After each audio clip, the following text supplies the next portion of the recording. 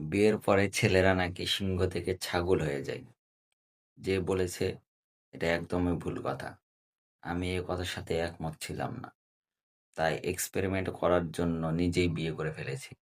এখন বউ আমাকে এক্সপেরিমেন্ট করে।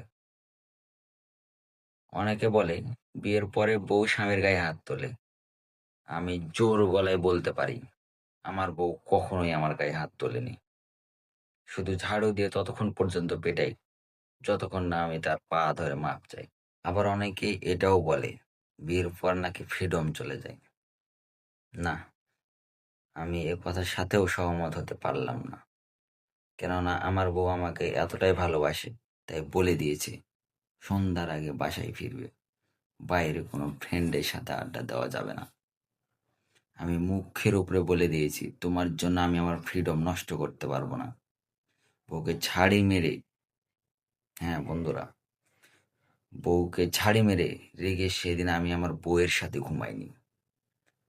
কেননা বউ বেডরুমের দরজা বন্ধ করে দিয়েছে, আমাকে সেদিন ঘরেই ঢুকতে দেয়নি। আমিও থেমে থাকার পাত্র নই। পরের দিন আমি ফ্রেন্ডদের সাথে আড্ডা মেরে অনেক রাতে বাসায় ফিরছি।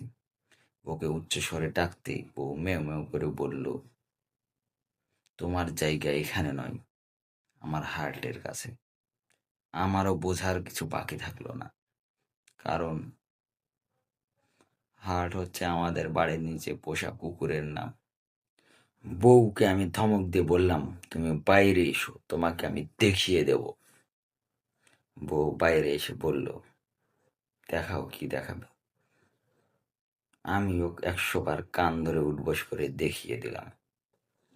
অনেকে বলে বিয়ের পরে বউ ঝগড়া করে, মুখোমুখি তর্ক করে, কিন্তু আমার বউ ঝগড়া তর্ক করে না, শুধু চেঁচিয়ে আর আমাকে ধমক দিয়ে কথা বলে।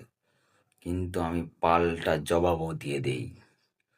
২ হাত, হ্যাঁ, ২ হাত জোড় করে বলি সব ভুল আমার।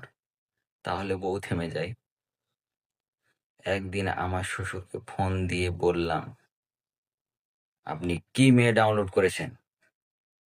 আমার শ্বশুর পাল্টা জবাবে বলল, বাবা একবার ভাবো, সিম কার্ড যদি এইরকম হয় তাহলে মোবাইল ফোনের কি অবস্থা। তুমি তো অল্পের উপরে বেঁচে যাও, আর আমাকে প্রতিদিন রাতে ডিউটি করতে হয়। তোমার শাশুড়ি প্রত্যেকদিন পা না টিপলে আমাকে 2 দিন না খাইয়ে রাখে। আপনারা কেউ কখনো বউয়ের রান্না নিয়ে খারাপ মন্তব্য করবেন না, সব সময় প্রশংসা করবেন। কখনো যদি বলেন ঝাল কম হইছে, লবণ বেশি হইছে, তাহলে পরের দিন থেকে ঝাল বেশি আর লবণ ছাড়া তরকারি খেতে হবে। আমার বউয়ের কথা কি আর বলবো, আমার বউয়ের ভুল ধরার কখনো আমি সুযোগই পাইনি। কেননা একবার ভুল ধরেছিলাম, পরবর্তী 1 সপ্তাহ আমাকে তরকারি ছাড়াই ভাত খেতে হয়েছে।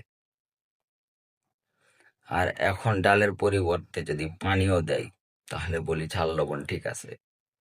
বউয়ের রান্নার প্রশংসা করে বউকে গর্ভবতী করে দিই। আর যে বলেছে সিংহ থেকে ছাগল হয়, আবারও বলছি সে একদম ভুল বলেছে। কারণ এখন আমি বিড়ালের মতো বাঁচি।